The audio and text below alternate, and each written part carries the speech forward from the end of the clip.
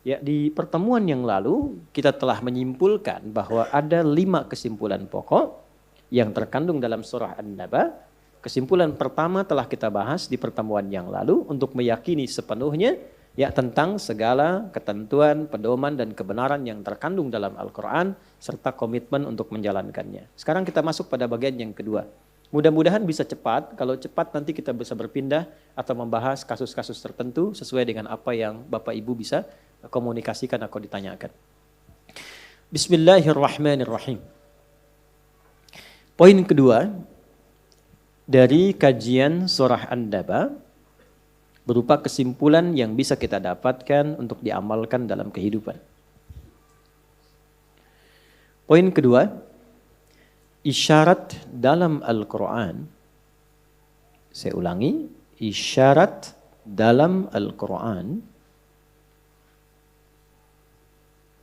untuk mengabaikan dan meninggalkan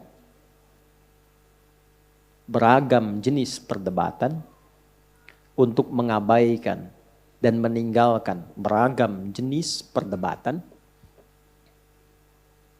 yang tidak penting,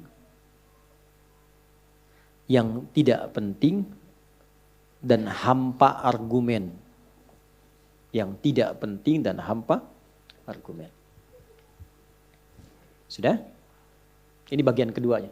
Karena ayat ini diturunkan untuk merespon orang-orang yang senang berdebat, tapi debatnya pepesan kosong. Gak ada isinya. Ya, cuma hanya untuk ngisi waktu dengan debat-debatan, akhirnya apa? Ujung-ujungnya konflik. Ya, saling memaki, saling mencela dan seterusnya. Terputuslah silaturahim. Ya, karena itu kemudian ketika diperdebatkan tidak ada ilmunya, gak ada argumennya, turunlah kemudian di antara ayat-ayat yang mengiringi surah An-Naba ini untuk memberi penjelasan. Amma yatasa'alun. Apa sih yang kalian perdebatkan itu? Ya kan? Yang berdebatnya sama-sama nggak tahu. Itu yang tidak lucunya. Kalau sama-sama tahu, nanti babnya lain lagi. Ini sama-sama nggak tahu, sama-sama rame. Ya? Baik. Anin naba'il azim. Alladhi hum fihi mukhtalifun. Nah, ini maksudnya. Alladhi hum fihi mukhtalifun. Kok pada berselisih? Ya? Ada yang saling mencela. Bahkan ada yang saling berkelahi untuk memperdebatkan yang sama-sama nggak diketahui. Baik, ini dasar pertamanya. Baik, Bapak Ibu sekalian, kita sekarang turunkan detailnya. Jadi ngajinya begini. Kalau ada satu ayat di dalam Al-Quran, biasanya secara umum ayatnya tidak berdiri sendiri. Ayat itu akan selalu terkait dengan ayat pendahulu, ayat sebelumnya, dan ayat penerus, ayat setelahnya. Karena itu dalam ilmu tafsir dikenal rumus begini. 2S, kan? 2S, 1L. Ya, 1L. Saya bikin S-nya begini, sebetulnya ada jejak sejarahnya. Karena penemu angka ini angka Arab sebetulnya. Ya, yang begini ini, 1, 2, 3, ini angka Arab.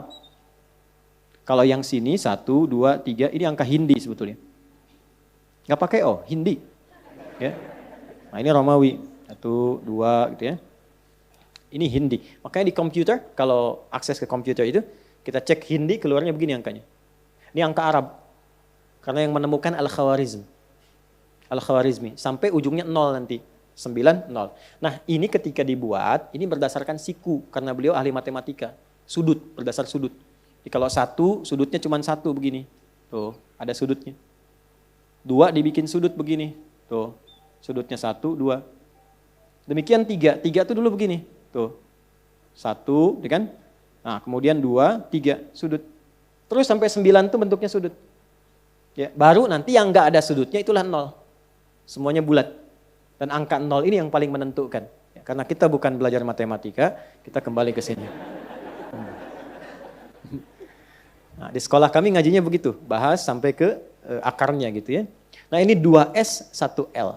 S pertama disebut dengan siyak namanya, siyak. S begini, siyak. Siyak ini adalah ayat yang sedang dikaji. Misal kita bahas An-Naba misalnya ayat yang ketiga. Alladzi hum fihi mukhtalifun. An-Naba surah 78 ayat 3 misalnya begini. Nah ini siapnya. Nah untuk memahami ini nggak bisa mengartikan tunggal. Lihat terjemah langsung paham, tidak. Ini harus dilihat dulu apa kaitan dengan ayat sebelumnya. Lihat korelasinya. Dengan ayat kedua, dengan ayat ke-1, terus dengan surah sebelumnya sampai ke Al-Fatihah. Nah penelusuran untuk memahami ini sampai ke awal ayat Quran itu disebut dengan sibaq namanya. Sibaq. Beda titik satu aja. Sibaq. Makanya tidak mudah untuk memahami tafsir Quran. Karena itu mazhabnya kalau belum paham, melihatlah para ulama yang punya sanad dalam menafsirkan. Ya, karena tersambung, ini tafsir aja kita tuh nyambung ke Nabi Bu, Pak. Menafsirkan Quran itu nggak bisa sembarangan, nyambung ke Nabi sanadnya. Diberikan petunjuk itu. Sampai nanti ada juga itu paket atau pakem pengetahuannya, sampai jadi pengetahuan, sampai jadi disiplin ilmu itu pendalaman. Kesimpulan ini karakternya. Jadilah kemudian disiplin ilmu. Itu ketika ada disiplin ilmu, itu ada aturannya. Begini cara memahaminya, ini pakemnya. Jadi nggak bisa sembarangan. Ini menunjukkan kebenaran ajaran Islam dan kesungguhan serta ketelitian dalam memahaminya. Jadi kalau bukan yang Allah tetapkan, rekayasa manusia, itu bisa macam-macam. Orang bisa memahami apa saja. Makanya nggak bisa sembarangan. Nggak ada orang sembarangan bisa memahami ayat Quran. Versinya masing-masing nggak bisa. Kalau tidak nanti semua orang bisa bicara. Semua punya versinya. Ya, ntar besok-besok ada yang sholat pakai bahasa Sunda. Ya kan? Ya. Allah anu agung, takbir tuh. Betawi Tuhan gua gede, ya kan? Versinya banyak. Gitu. Tapi untuk mengikat itu ada disiplin ilmunya. Ini menunjukkan kebenaran dalam Islam. Silahkan cek. Kalau mau yakin tentang kebenaran Islam boleh dikomparasikan. Coba cek ibadah misalnya di keyakinan lain. Silahkan dilihat. Untuk meyakinkan. Dan saat yakin pun tidak mencela. Tidak mencela, tapi mendoakan. Diskusi, nanti ada babnya lagi. Nah setelah ini dikaitkan dengan yang sebelumnya dilihat, maka dilihat juga dengan yang setelahnya. Apa kaitannya sampai ke An-Nas? Ya, sampai ke surat An-Nas. Surah paling favorit bagi muslim di muka bumi. Nah kaitan dengan setelahnya itu disebut lihaq namanya. Lihaq. Ini, lihaq. Ini sibak, ini lihaq, tengah-tengah siak. Karena ini S dan ini S, maka disebut 2S. Ini L, lam, 1L. Itu rumusnya, 2S, 1L.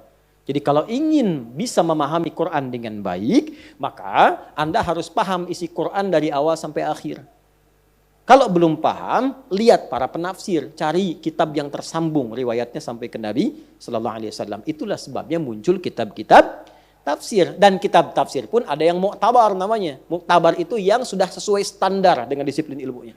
Karena nggak boleh sembarangan orang menafsirkan. Jelas sampai sini? Nah, karena yang kita bahas itu tentang larangan ya untuk banyak berdebat atau memperdebatkan sesuatu yang tidak ada esensinya atau tanpa argumentasi. Nah, yang disebut dengan tadi mukhtalifun itu praktek dari mukhtalifun itu disebut dengan jidal namanya. Ya, jidal. Kemudian sifat akar awalnya disebut dengan jadalun. Sudah? Kalau ada dua orang yang saling kemudian, maaf ya, berselisihnya bukan cuma berselisih biasa. Tapi sampai berdebat, kadang-kadang ada mau kontak fisik dan sebagainya, maka ditambahkan alif di tengahnya. Ya, dari kata jadala tambah alif di tengah-tengah jadi jadala, yujadilu. Kalau sifat perbuatannya mujadalah. Maka ada surah ke-58 surah Al-Mujadalah. Pernah tahu itu ya? Baik. Ini saya keluarkan dulu. Jadi yang di sini ini sifat umumnya alladzi hum fihi ketika masuk pada prakteknya disebut dengan jidal. Nah, semua kata dalam Quran yang terkait dengan jidal, dengan semua turunan katanya. Kalau dalam bahasa Indonesia itu derivasinya, turunan katanya, ya, atau sorofnya, itu ditemukan di 25 tempat. Ada 25 turunan dari kata jidal. Ya, tujadil, yujadil, jadilhum, dan turunannya itu ditemukan di 25 tempat. 25 ayat.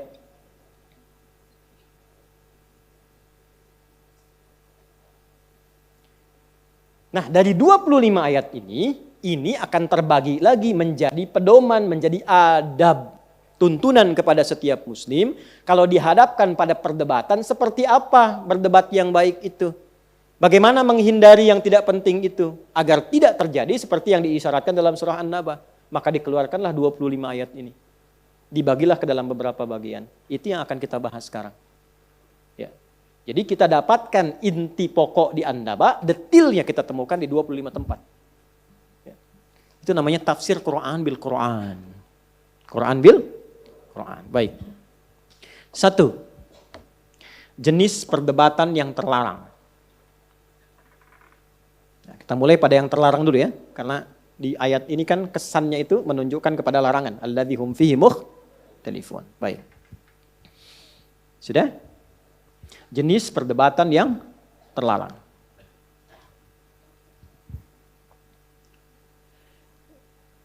Satu,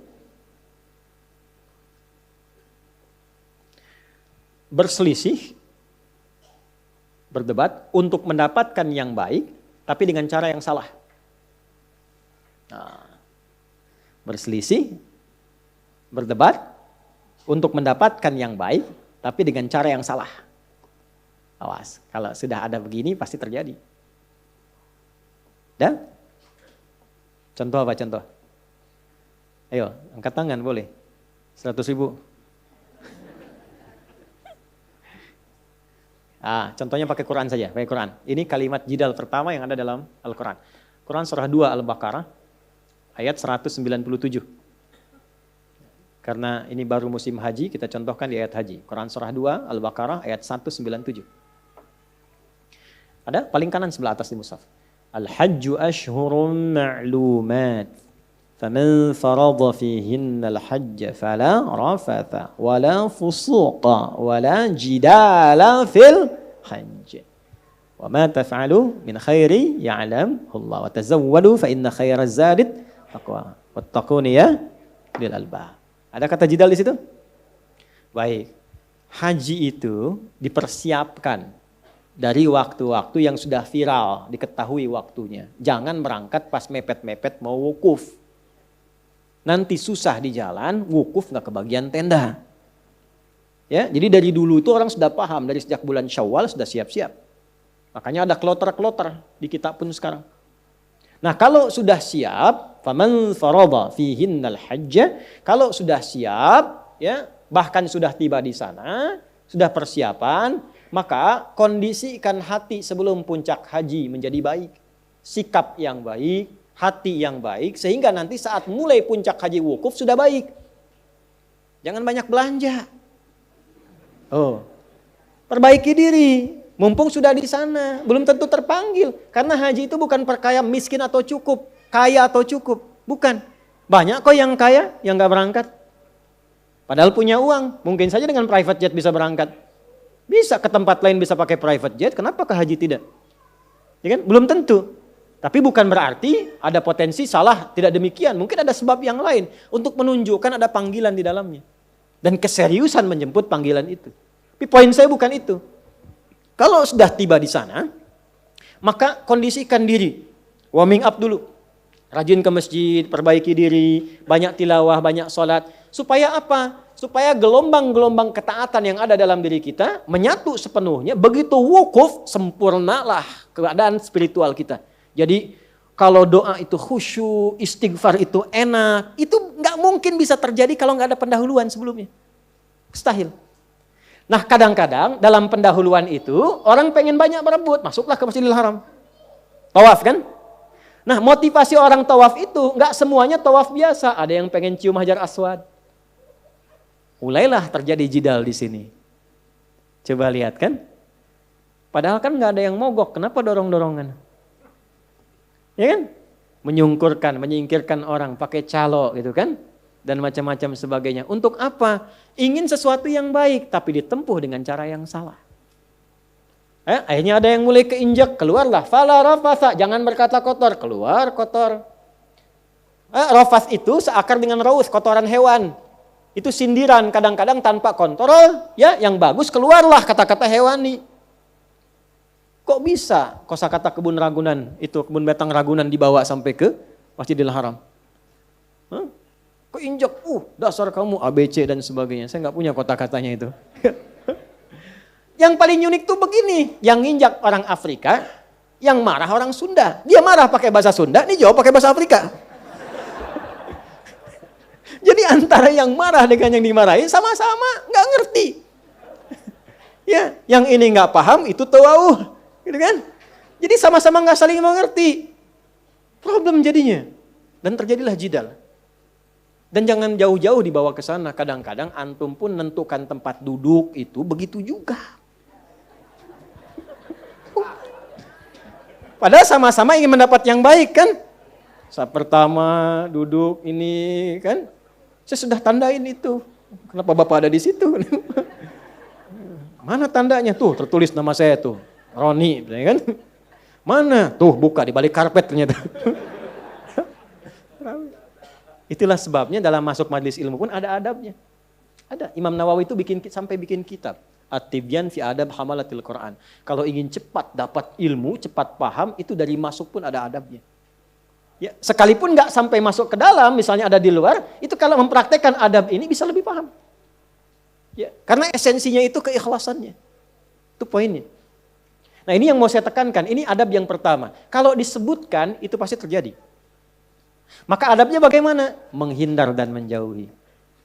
Menghindar dan menjauhi. Kalaupun kita mengharap sesuatu yang baik, tapi berpotensi ada perdebatan yang melukai, maka menghindar dari situ, menjauh dari situ, dengan tetap bermohon kebaikan kepada Allah. Perhatikan jawabannya.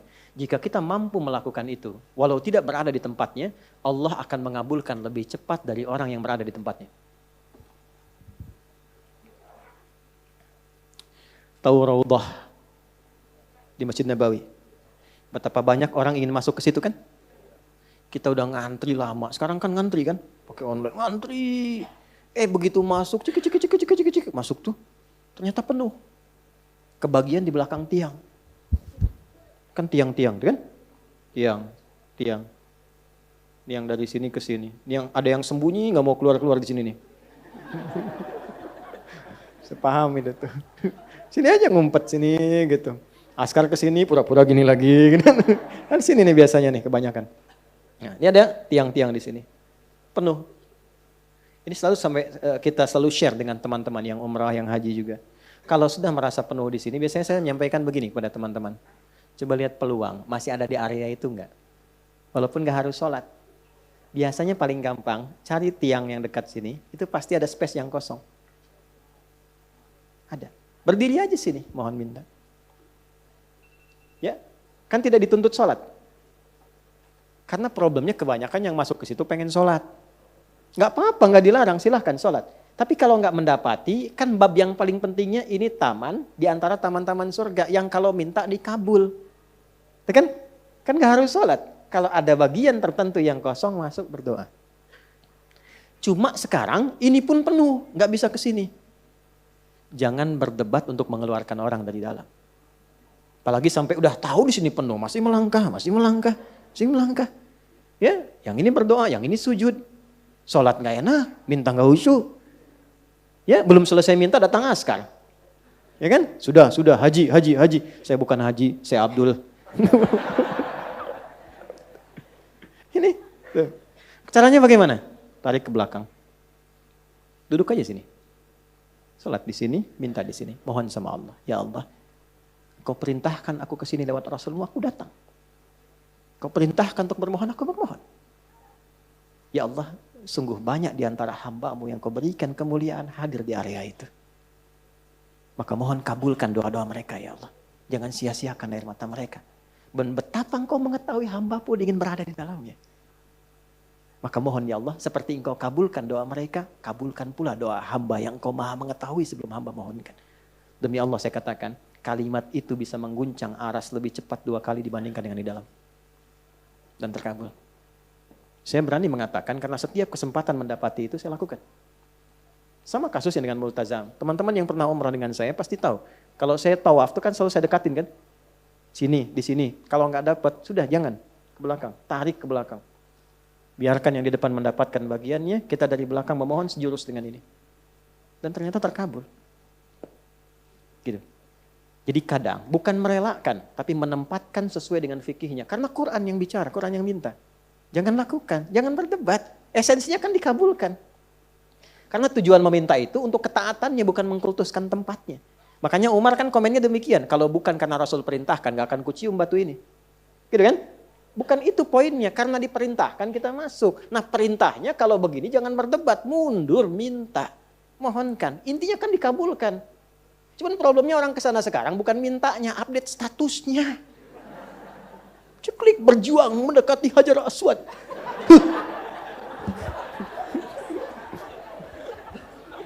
Dan masih bisa live gitu.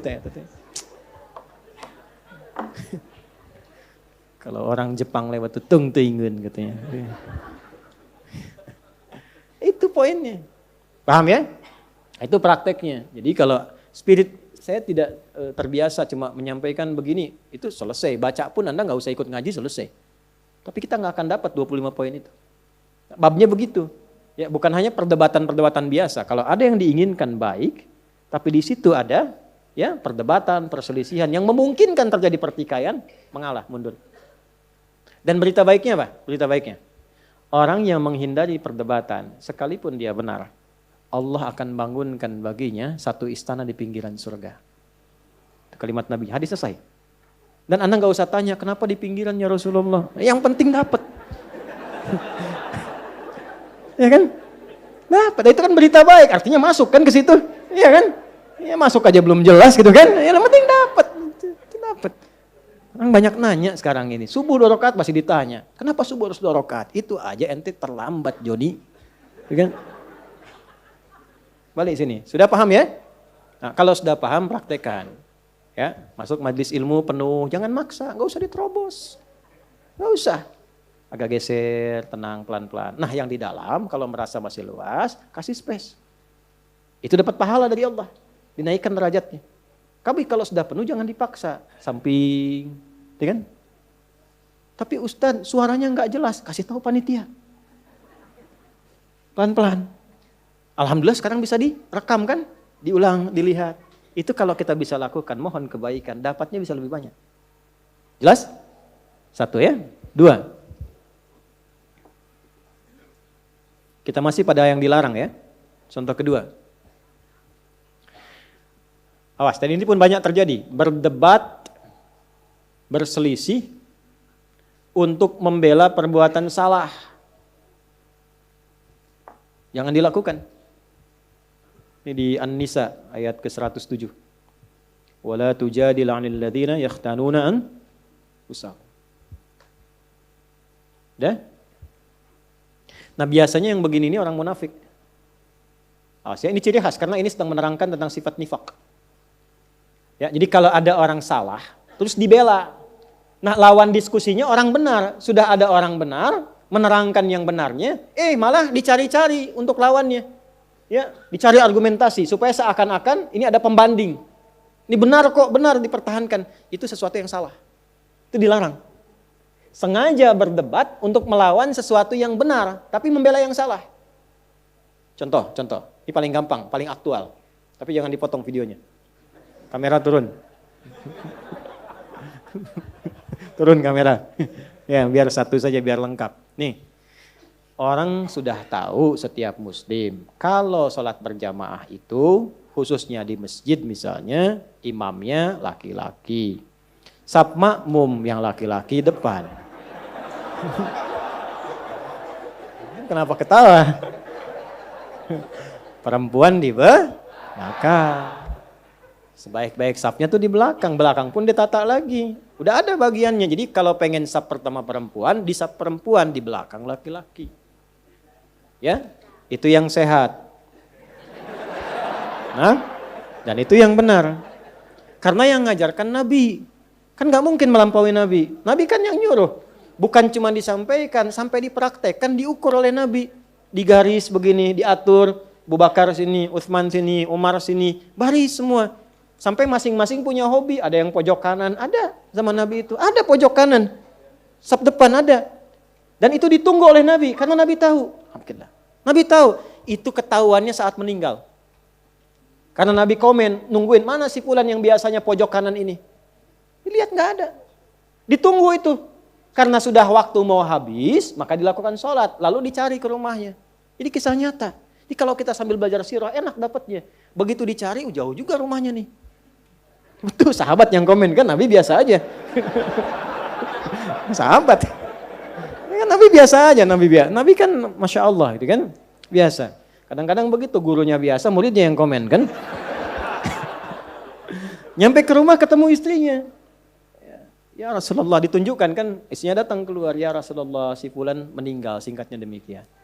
Sehingga nggak bisa berangkat untuk berjamaah. Masya Allah. Sampai husnul khatimahnya. Nabi cuma nanya gini, ada nggak kejadian yang aneh atau unik sebelum dia meninggal? Tuh, namanya Nabi kan? Nggak ada ya Rasulullah, cuma dia berkata begini, ya Allah kenapa nggak lebih jauh lagi katanya. Apalagi, ya Allah kenapa bukan yang baru? Sahabat bingung. Nabi menerangkan, baiklah, tahukah engkau ketika dia mengatakan, ya Allah kenapa nggak lebih jauh lagi? Karena saat itu ditampakkan dalam sakaratul mautnya pahala dia yang berangkat ke masjid itu. Tampakkan. Makanya tenang. Nah, dampak dari situ dapat apa sampai surganya ditampakkan? Ditampakkan. Itulah panggilan yang membuat seseorang tenang saat sakaratul maut. Tenang, enak. Gitu. Ada yang sedang sholawat meninggal. Kemarin kayak Rifki itu. Ada yang di Saudi sedang ceramah begini, menyebut la ilaha illallah, meninggal. Ada yang sedang sholat, tapi tenang, enak mereka itu. Kenapa? Karena ditampakkan kebaikannya. Dan sesuai kebiasaannya. Itu yang dimaksud Quran surah ke-89 ayat 27 sampai 30. Ya ayyatuhan nafsul mutmainnah. Kenapa mutmainnah? Irji'i ila rabbika radiyatan mardiyah. Kenapa radiyatan mardiyah? Fadkhuli fi wadkhuli jannati. Nah, jannati itu ditampakkan. Sehingga dampak dari kegiatan kita itu ditampakkan hasilnya. Senang kita. Dalam senang itulah diambil nyawanya. Sehingga itu yang dimaksudkan lembut, tak terasa, enak pulang. Pulang tuh enak sebetulnya. Yang gak enak pulang tuh yang gak punya bekal. Kan kalau mudik enak kan? Yang gak enak mudik tuh yang gak punya bekal. Harusnya pulang itu enak. Tenang, pulang. Maka ditampakkan. Dan dia berkata dalam sakaratul maut, ya Allah kenapa gak lebih jauh lagi? Karena dia yakin kalau makin jauh makin banyak pahalanya. Antum datang ke sini yang dikira yang dekat saja. Lihatlah kita yang jauh-jauh. Kalau ikhlas karena Allah itu dinilai teman-teman. Nanti waktu membuktikan, ada saatnya nanti Allah tampakkan apa yang kita ingin dapatkan itu. Ada saatnya. Gak sia-sia. Ya. Lalu di perjalanan satu waktu, ada seorang sedang kedinginan di musim dingin. Nah beliau ini memakai pakaian double. Yang baru yang di dalam, yang luar itu yang lama. Dibuka yang lama yang luarnya dipakaikan ke situ. Maka ditampakkan bagian pahala kebaikannya. Maka keluar di lisannya, ya Allah kenapa yang gak baru saja ya. Menyesali dirinya, padahal menyesal dalam kebaikan. Kenapa yang enggak yang baru saja? Keluar itu. Maka itu tanda dari husnul khatimah.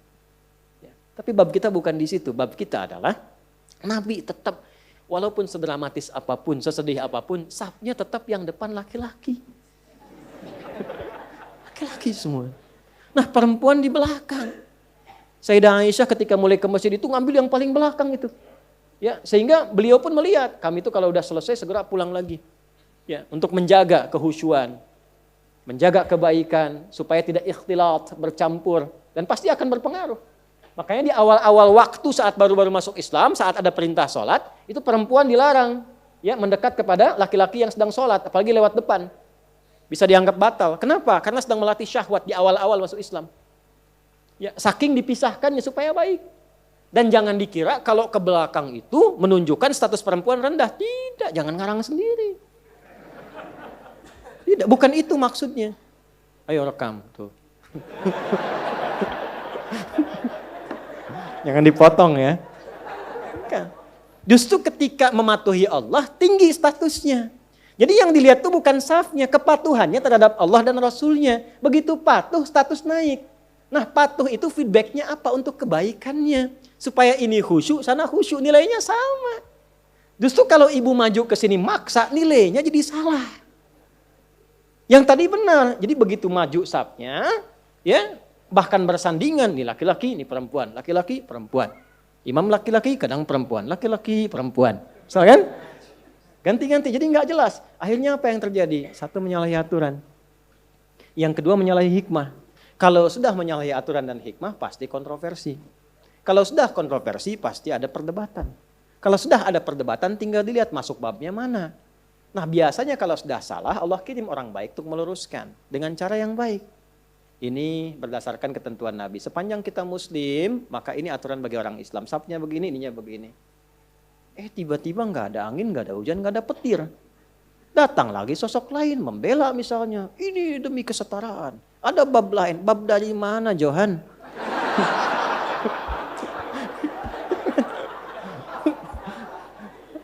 Ya kan? Nah, ini tiba-tiba muncul. Tapi ini sudah dari Quran disampaikan. Akan ada isyarat begitu. Makanya jangan kaget kalau ada melihat di TV macam-macam. Kok membela, itu artinya Qurannya benar. Itu. Qurannya benar artinya. Akan ada terjadi demikian. Nah, kita yang sadar, yang sehat, jangan ikut-ikutan. Apakah mencela? Tidak juga. Kalau ada yang demikian, minimal kita doakan. Kalau punya kemampuan diluruskan sesuai dengan kewenangan yang Allah tetapkan. Ulama luruskan dengan ilmu. Ya, yang berwenang pemerintah tertibkan dengan aturan. Sehingga semua kompak menjaga kedamaian. Tapi tidak ada bab celaan, tidak ada bab hinaan. Itulah indahnya Islam. Ngajinya tuntaskan. Turun An-Nisa ayat 140. Itu kan akumulasinya. Ya, waqad nazzala 'alaikum fil kitabi an idza sami'tum ayatillahi yukfaru biha wa yustahza'u biha fala taq'udu ma'hum hatta yakhudu fi haditsin ghairi innakum idzan mithluhum innallaha jami'ul munafiqina wal kafirina fi jahannam jami'a. Paham? Tidak. Nah. Telah tetap ketentuan dalam Al-Qur'an. Kalau ada orang nyeleneh, itu kata Allah, nyeleneh. Ayat Quran diingkari, petunjuk Nabi diseling-selingi. Ya. Bahkan sengaja, kadang-kadang menjadi olok-olok. Merasa benar mengolok-olok. Kalau terjadi yang demikian, jangan lakukan hal yang sama, kata Allah. Hindari, pertama jauhi. Jadi kalau ada tempat yang kurang sesuai, kontroversi, dilihat ternyata menyimpang, ya sudah jangan diikuti, jangan daftar, jangan masuk, jauhi dulu. Setelah itu apa? Ya, bahasa Qurannya indah supaya kamu nggak terpengaruh. Dan kalaupun ada perdebatan yang seperti tadi, tinggalkan, jangan disimak. Dengar yang baik-baiknya, yang kontranya itu nggak usah disimak, buang-buang waktu. Akhirnya apa? Bikin sebal, malah keluarlah kata-kata yang kotor. Keluar itu. Apa kata Qurannya? Innakum idzam mithluhum. Kalau Anda juga mencela, ya sama aja Anda dengan mereka. Sama-sama tercela. Dan Islam tidak mengajarkan itu.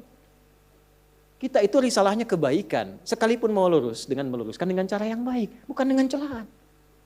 Seburuk-buruknya orang, kalau masih hidup tuh punya peluang untuk jadi baik. Allah memberi peluang, kenapa Anda yang bukan Tuhan menghambatnya? Maka minimal kita doakan. Minta kebaikan. Siapa tahu kan orang tumbuh itu dari lahir, dari tumbuh, sudah mendapati informasi itu. Ya kan? Yang bisa merubah itu doa kita, mohon kepada Allah. Allah yang berwenang untuk merubahnya. Jelas? Nah, adapun orang ini yang sengaja untuk berdebat, sengaja mempertahankan, kalau dia tidak tobat, maka dikelompokkan oleh Al-Quran ke dalam golongan munafik. Jadi orang munafik itu ciri khasnya senang-senang mendebat yang benar-benar. Membawa sesuatu yang penting kontroversi saja. Gitu. Kalau dia mengaku muslim, maka yang seperti itu pun kita hindari. Jelas sampai sini? Jadi nggak usah repot-repot direspon. Respon lagi, sehingga banyak status jadi nggak berkembang. Ujungnya apa? Cuman perdebatan, nggak ada isinya.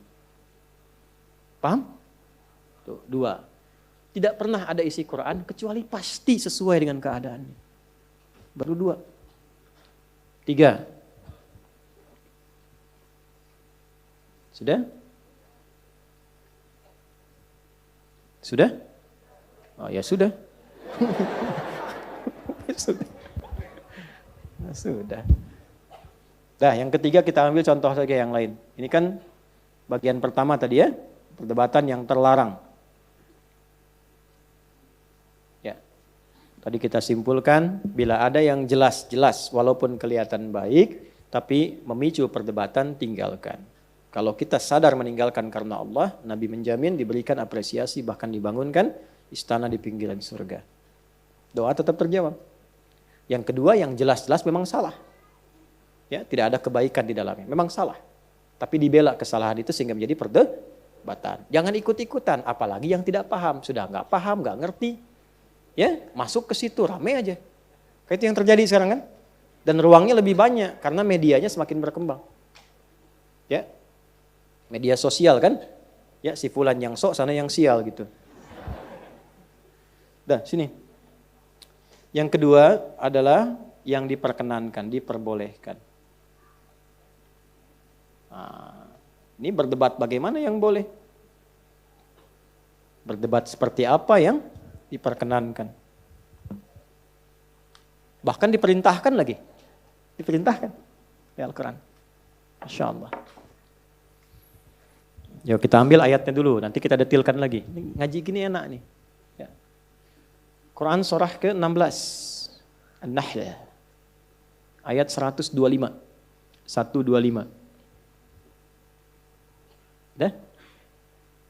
Ud'u ila sabili rabbika bil hikmah wal mau'izatil hasanah wajadilhum billati hiya ahsan. Dah di situ. Ajaklah, dakwahilah, terangkanlah siapapun itu menuju jalan Rabbmu. Maksudnya menuju petunjuk Allah. Mau ngajarin orang gimana cara sholat yang benar, cara nyusun saf yang baik, ya kan? Bagaimana cara makan yang benar, cara belajar yang benar. Mau mengajari orang, ada 3 rumusnya. 1, bil hikmah. Hikmah. Hikmah itu paling singkatnya mengeluarkan ucapan dan tindakan yang sesuai dengan kadar objek. Sesuai dengan kadar objek. Misal, kan beda bicara ke orang tua dengan anak kecil. Ya kan? Anda ustadz, bagus. Tapi Anda ingin memberikan pencerahan kepada yang lebih tua, lebih sepuh, lebih dewasa.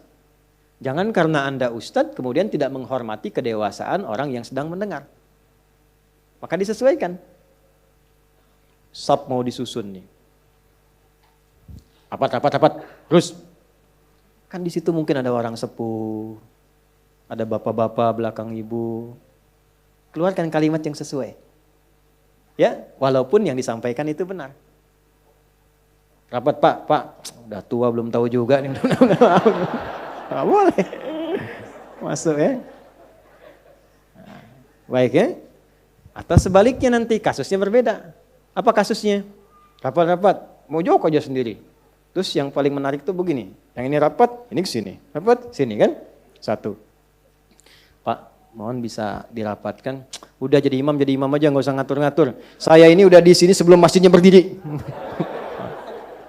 Ayo. Mulai kan ya? Nah, gimana cara argumentasi yang baik sehingga tidak menyinggung?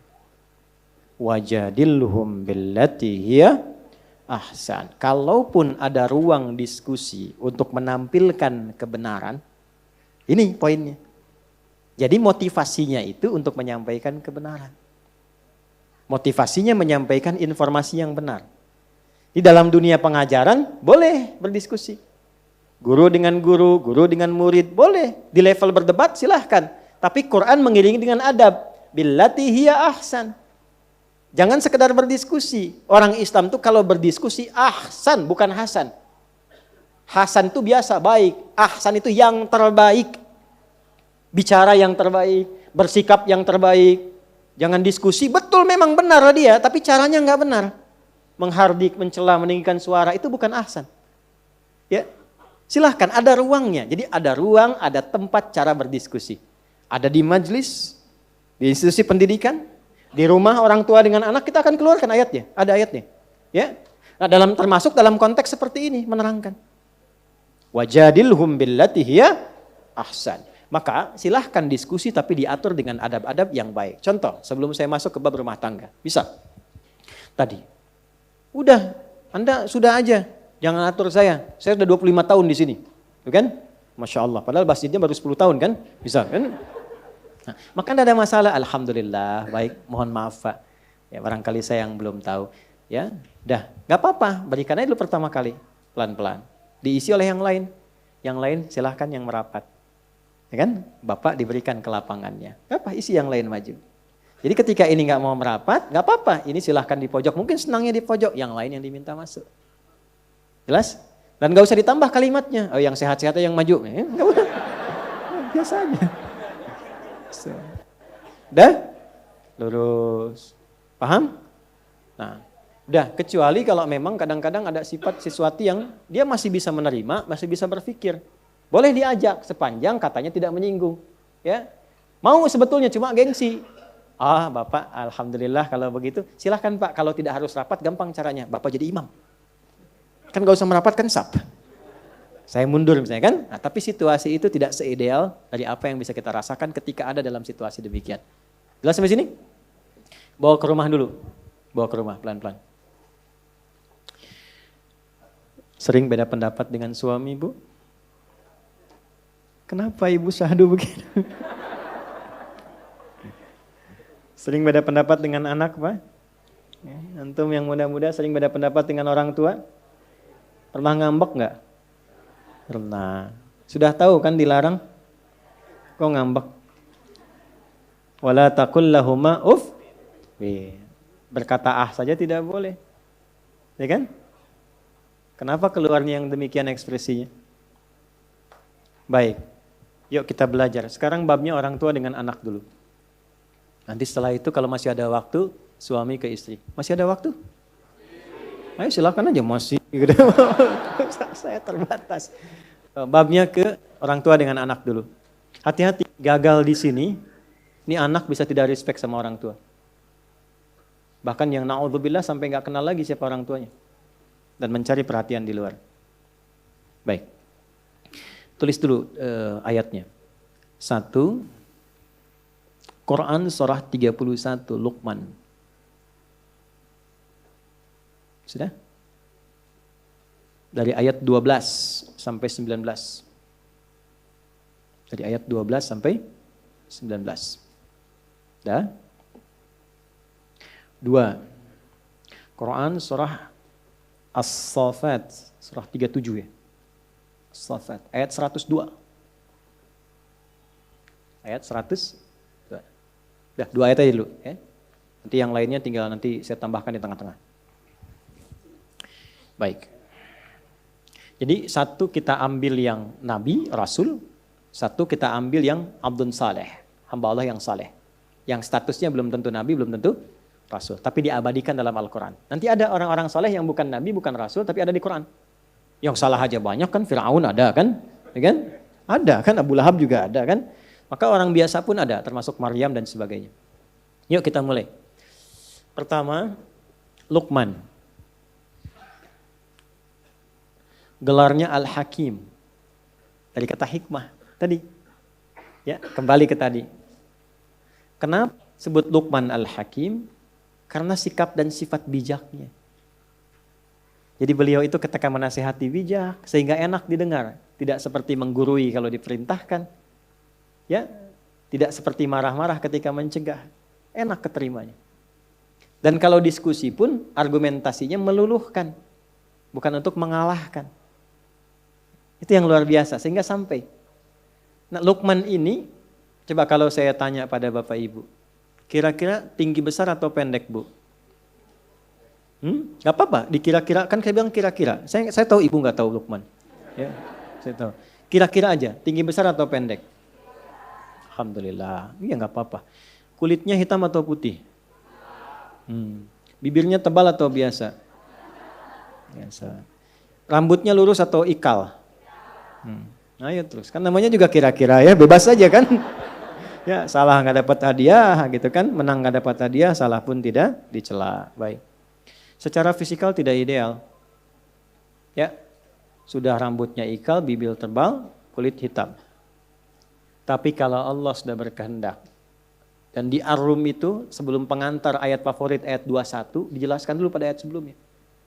Allah menciptakan perbedaan fisikal itu bukan untuk menunjukkan pada rasialisme. Kan? Tapi untuk menunjukkan betapa megahnya rahmat Allah yang diturunkan pada semua lapisan hamba. Gitu. Termasuk dalam mengatur cuaca.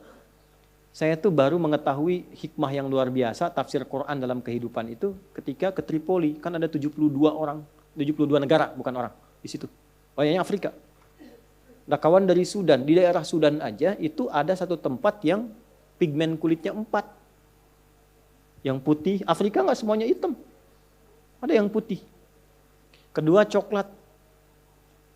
Ketiga hitam. Yang keempat ungu. Bayangkan. Ungu ada.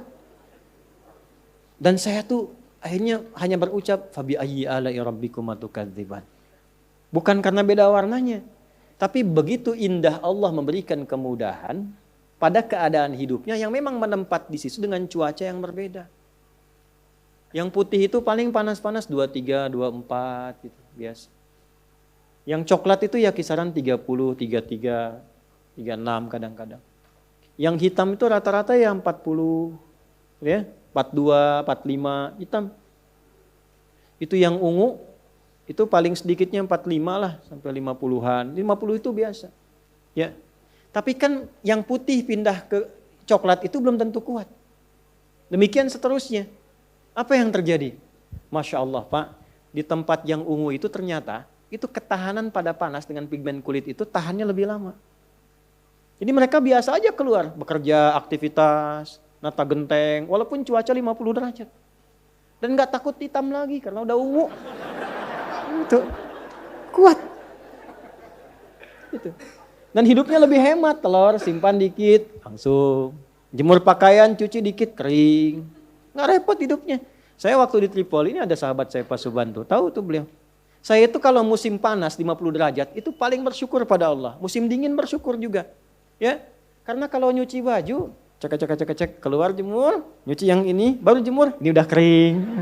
Alhamdulillah ya Allah, gitu, alhamdulillah. Ini kan kalau melihat nikmat kan begitu aja, jadi nggak sibuk dengan keluhan, mengeluhkan capek. Kan? Itu. Jadi ada banyak hal yang kadang-kadang nikmatnya itu lebih ketika kita bisa mendapatkan hikmahnya. Nah, Luqman Al-Hakim itu dimuliakan oleh Allah supaya kita bisa menyadari dan mensyukuri apapun yang Allah berikan pada kita. Bahasa simpelnya gini, kalau ngaji Qur'annya kita insya Allah agak dalam, di setiap penciptaan yang Allah tetapkan pada diri kita, ada keistimewaan yang melekat yang berbeda dengan selainnya. Yakinlah pada diri kita, kita ini istimewa. Tinggal kita harus mengeluarkan apa yang Allah kehendaki melalui diri kita ini. Pasti beda dengan yang lain. Setiap kita itu ada keunikan. Nggak percaya silakan. Ya, kami berkumpul dengan para penghafal Quran itu. Sampaikan pada orang tuanya, pada macam-macamnya. Ya, mulanya ada orang tua yang melihat kok anak saya kok bisa lumpuh otak, anak saya begini. Tapi ternyata ketika diberikan Quran, Allahu Akbar, kecepatan dia menangkap Quran lebih cepat dibandingkan dengan orang yang bahkan divonis otaknya normal. Jadi kalau disebutkan Quran, cepat sekali. Kalau ditanya lambat menjawab, tapi Quran cepat, Quran cepat, Quran cepat. Rupanya dengan keadaan fisik demikianlah dia memuliakan kedua orang tuanya. Ibunya bisa umrah, bisa haji karena keadaan anaknya. Disambut oleh kepala negara di tempat berbeda, disambut oleh ini itu karena anaknya. Temukan kemuliaan itu. Kalau sudah paham, tidak ada satupun orang tua yang menyesalkan keadaan anaknya atau bahkan memvonis keadaan dirinya. Istimewa semuanya. Nah, di dalam Quran itu yang paling menarik Pak, saya mulai dari ayah dulu nih. Dialog itu selalu ayah, anak, ayah, anak, ayah, anak, jarang ibu. Silakan cek. Ayah, anak, jarang ibu. Ini pendidikan pertama. Kenapa? Karena umumnya keadaan ibu lebih banyak di rumah. Nah, itu status tertinggi seorang ibu. Berbahagialah Bu menjadi ibu. Itu status tertinggi. Umumnya ada di rumah. Ayah karena ada tugas mencari nafkah, seringnya keluar. Nah saya tanya, yang dicari itu nafkah ya, yang di luar itu untuk dibawa ke rumah atau untuk dinikmati di luar? Bawa ke rumah kan? Ya kan? Baik, jadi untuk anak kan supaya tumbuh ada perhatian dan sebagainya. Sekarang saya mau tanya pada Anda, dan tolong di dalam hati aja dengan jujur jawab dengan baik. Anda memilih mana? Sukses di kantor. Tapi anak tidak kenal dengan Anda. Di luar Anda hebat. Wah, Pak Direktur luar biasa, pekerjaan hebat. Tapi anak gak kenal Anda. Yang Anda kirim itu cuma uang. Kayak mainan. Jalan-jalan. Sehingga anak mencari pembuktian dan perhatian di luar rumah. Karena gak pernah kenal sosok ayahnya. Kalau anak itu tawuran, jangan dipukul Pak. Mungkin dia sedang mencari identitas karena dia gak dapat perhatian dari bapaknya. Anak yang narkoba, anak tiba-tiba keluar. Kenapa? Karena dia mencari. Dia butuh ayahnya. Itulah sebabnya kenapa dialog sering ayah dengan anak, ayah dengan anak. Apa kalau mau cek, mana tas saya, Pak? Ya. Ini Pak ya, ini saya bawa tas nih. Ini selalu saya bawa. Selalu saya bawa. Dalamnya ada ini. Ini gak pernah saya buang. Belum saya laminating. I love you Buya. 2 tahun bikin begini Pak. Anak 2 tahun. Ya. Ini baru 1 nih. Ada di tas lain. Aku sayang Buya. Buya adalah ayah terbaik yang Allah kirimkan untukku. Dan dia bikin itu untuk mengantarkan kita berangkat mengajar. Dan kadang dia tunggu kita sampai pulang. Hanya untuk menunggu ayahnya. Bukan ustadz yang dia inginkan. Bukan kiai. Dia hanya ingin ayahnya. Saya kalau pulang sampai rumah, belum pernah seujuk-ujuk saya dengar anak saya panggil buka pintu. Ustadz. Gak ada. Gak ada. Gak ada. Buya. Barusan dari Al-Azhar, cuma ngedrop kakaknya ikut tadi ke Al-Azhar. Saya ganti baju, udah telepon. Ahmad telepon. Buya di mana? Di absen. Buya di mana?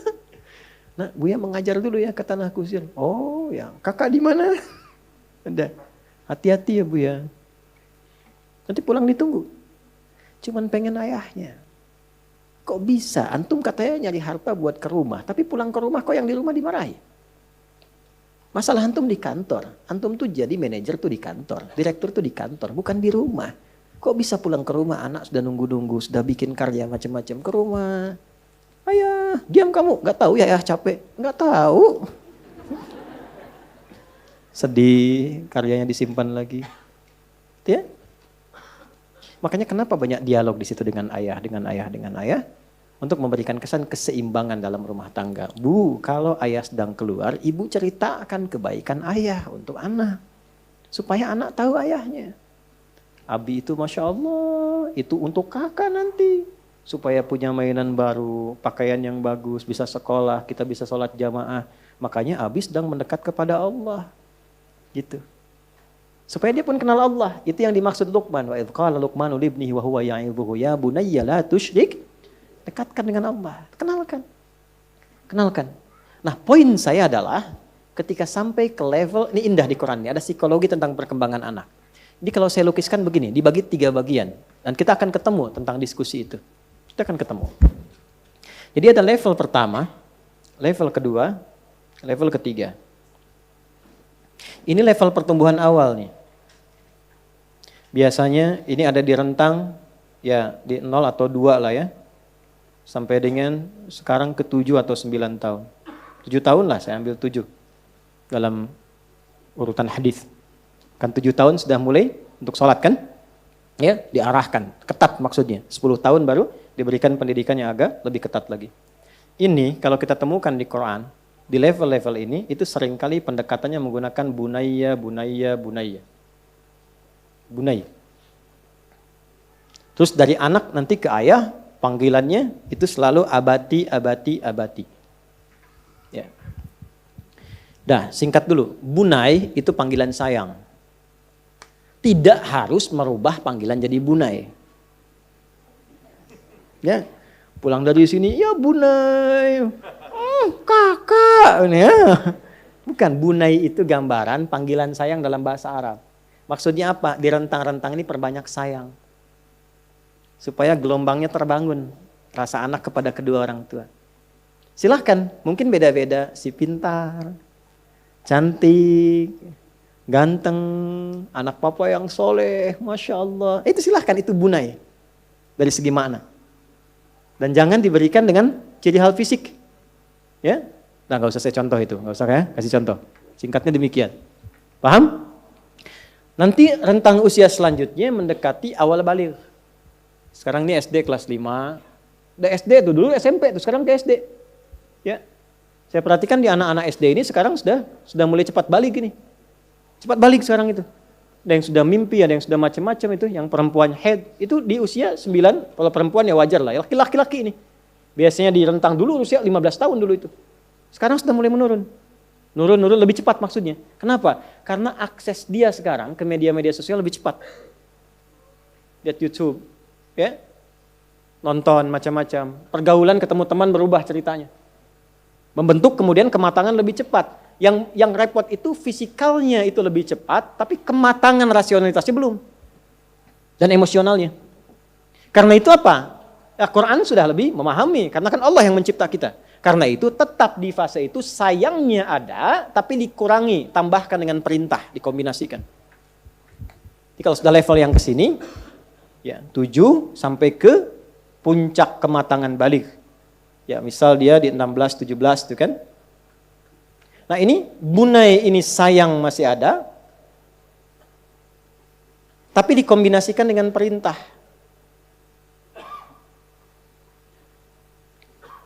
Sudah? Supaya apa? Mengurangi sifat manjanya dan membentuk kemandirian awal.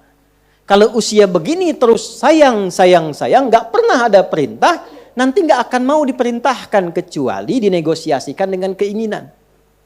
Manja nanti. Ya, mulai diatur. Buang sampah, antarkan teh, mulai nyapu sebagian-sebagian. Ya? Jelas? Ini pelan-pelan ya. Nanti kita turunkan ayatnya. Kita turunkan. Nanti kita lihat feedbacknya bagaimana dari anak kepada orang tua. Yang terakhir, ini dia. Ketika muncul pada fase kematangan. SMA biasanya. Ya. Yang di sini, perintah itu bukan diterima lagi. Tapi sudah mulai didialogkan. Udah jawab Pak? Ya, udah jawab. Ayo bangun, jangan terlambat ke masjid. Bapaknya nggak ke masjid. Nah, kan? Ya. Nah, itu airnya jangan boros-boros. Itu mama tuh nyuci keran aja airnya nggak ditutup. Udah jawab. Ya, udah jawab ya. Nah, ini yang dimaksud jidal di sini. Bagaimana cara berargumentasinya supaya saat berargumentasi itu stepnya masuk. Idealnya dari tahap pertama itu terikuti. Nanti kalau tahap pertama itu terikuti, perhatian ada, nggak apa-apa kalaupun luar kota, telepon, video call, tanya kabar, sayang-sayangnya masih masuk, gitu kan? Kalau itu bisa dilakukan, nanti feedbacknya dari anak itu pasti ada perhatian.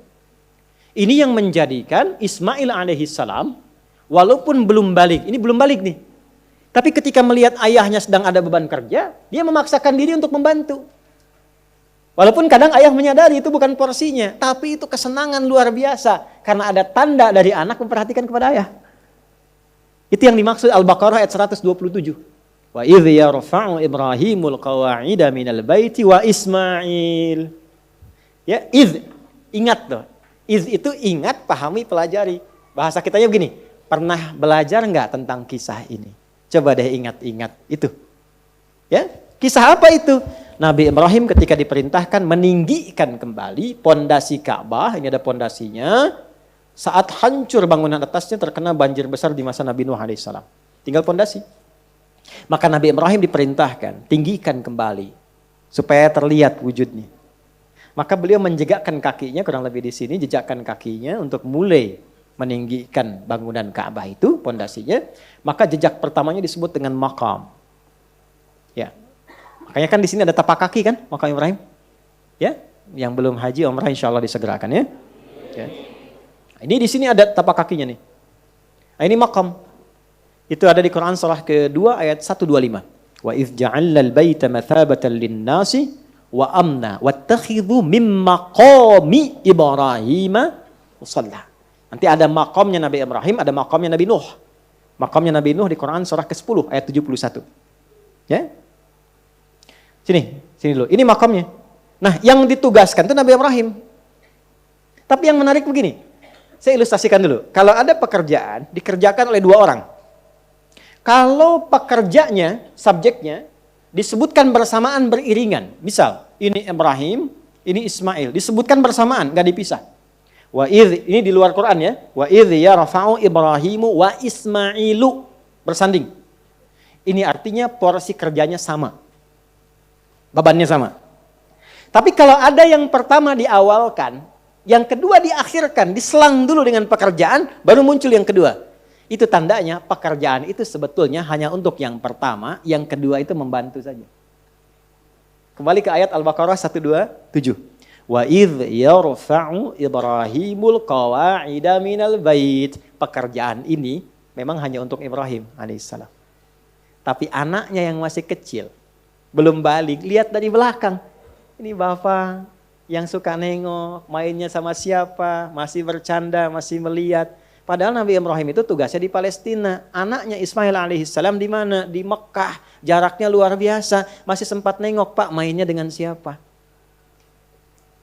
Tuh. Dan nanti pun mau menikah pun masih tahu tuh siapa calonnya. Dengan siapa menikahnya. Karena perhatian tuh begitu tinggi, maka terjadilah feedback dari anak. Melihat bapak sedang menjalani satu beban, terlihat. Tiba-tiba anak itu bawa batu. Di sisi yang lain, dari sini datang. Bahasa kita, Pak, boleh nggak aku bantu? Bawa batu. Disusun-susun, batu bahasa Arabnya hajar. Kan?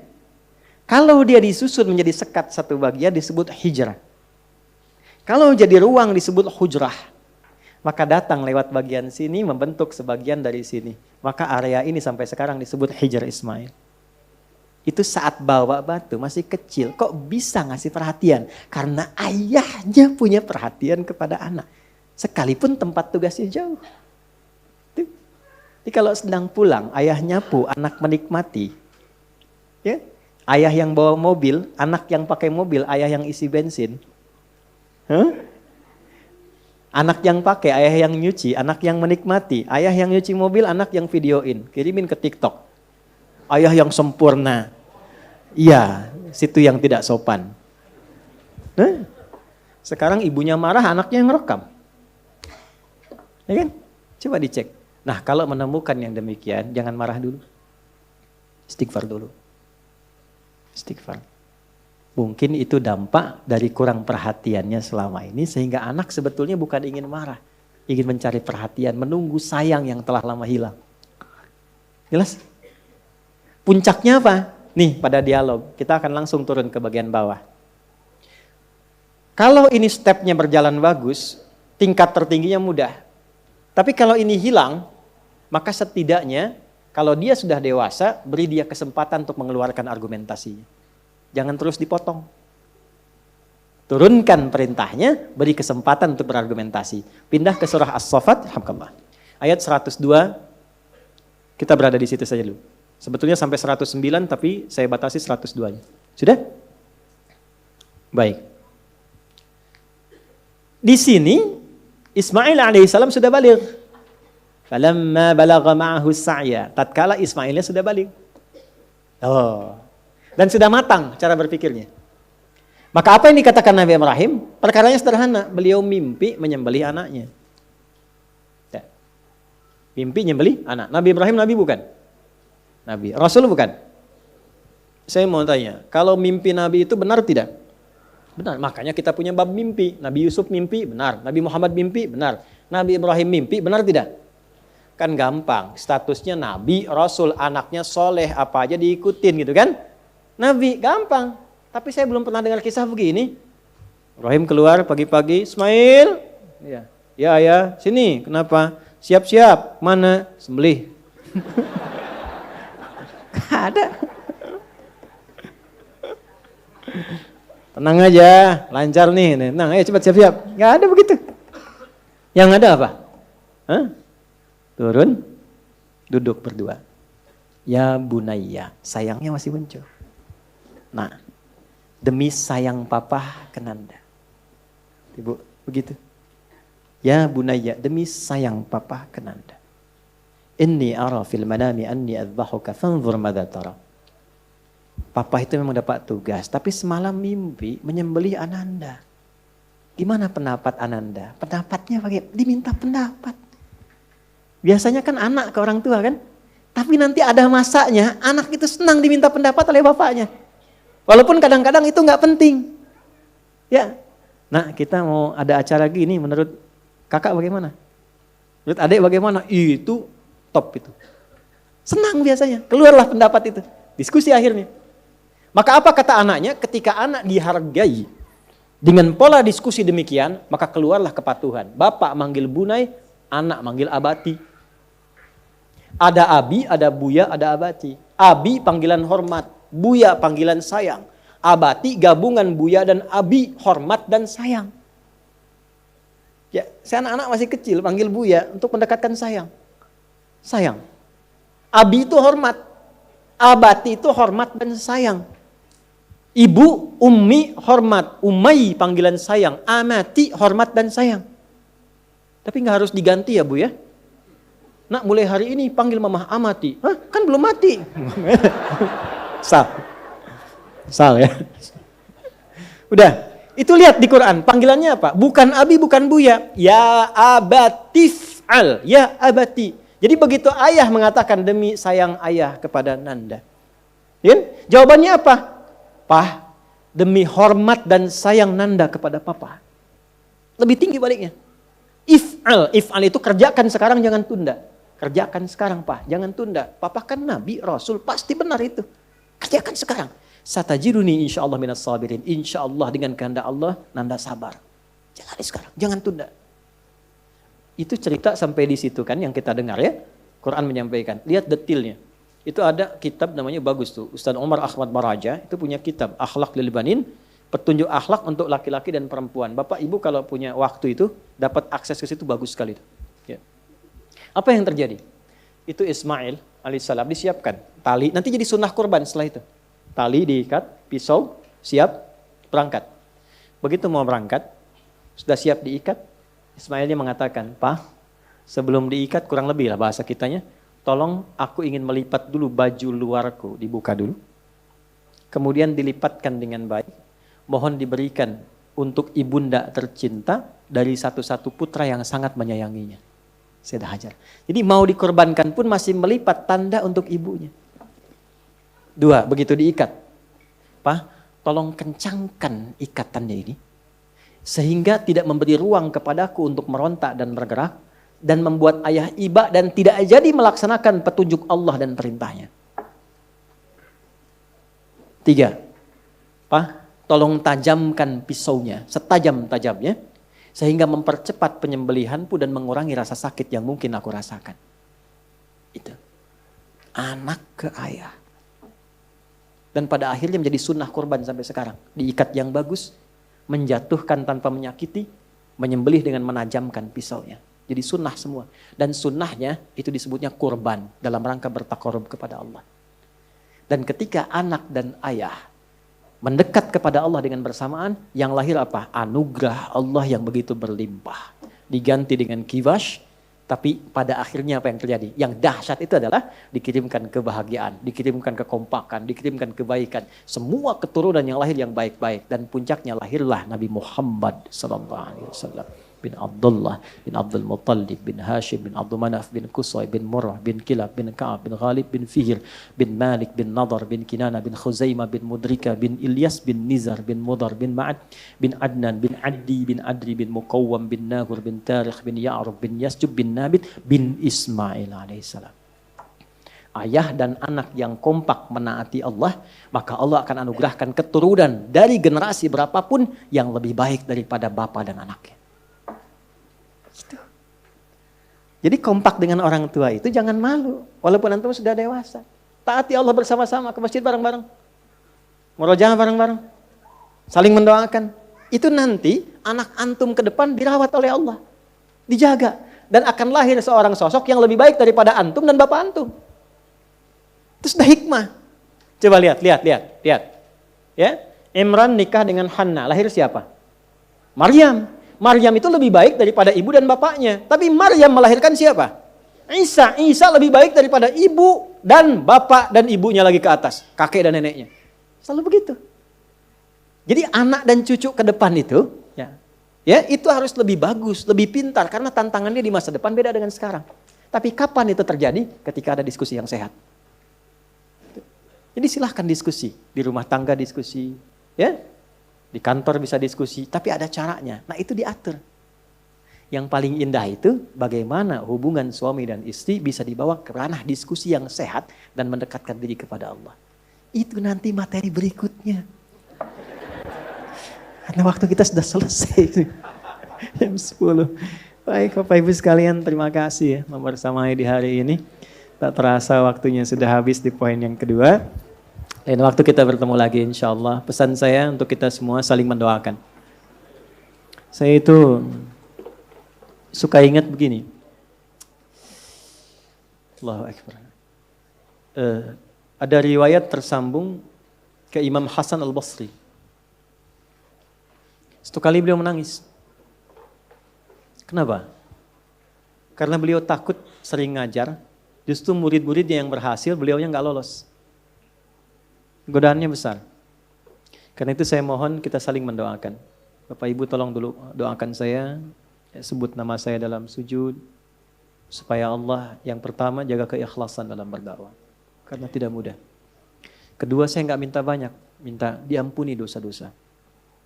Dengan keluarga, saya pun sama, saling mendoakan dalam kebaikan.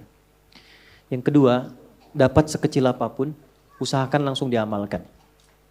Pulang dari sini beramal dengan keluarga, ya, yang baik-baik, supaya saat pulang pun dalam keadaan yang baik. Yang ketiga, bikin yang rencana yang jelas, apa yang mau dilakukan. Kalau kerja, kerja yang jelas. Belajar yang jelas. Dan niatkan sebagai ibadah pada Allah Subhanahu wa Ta'ala. Bikin rencana. Besok nanti mau berapa lembar Quran dibaca. Di mana jamaahnya. Malam nanti tahajud mau berapa rakaat, jam berapa bangun. Bikin rencana supaya terukur. Ya. Nah, saya izinkan menyampaikan pengumuman singkat saja. Insya Allah kita sedang speed up di pesantren ini. Dan ini pesantren memang hanya untuk mencetak ulama saja.